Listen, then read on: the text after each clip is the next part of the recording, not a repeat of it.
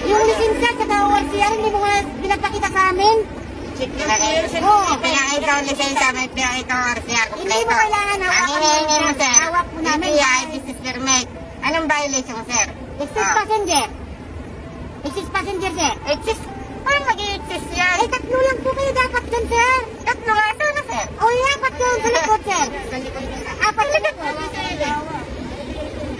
Hindi ka makalap Oh, dito. sir, mamuli ka ng tama. Ay, tama na yung huli namin, sir. Excess passenger ka, sir.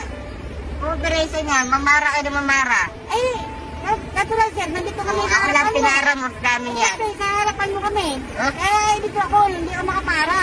Si boss. Kailan ako, sir, ng lisensya mo, sir? Babalik po kayo. Sa'yo.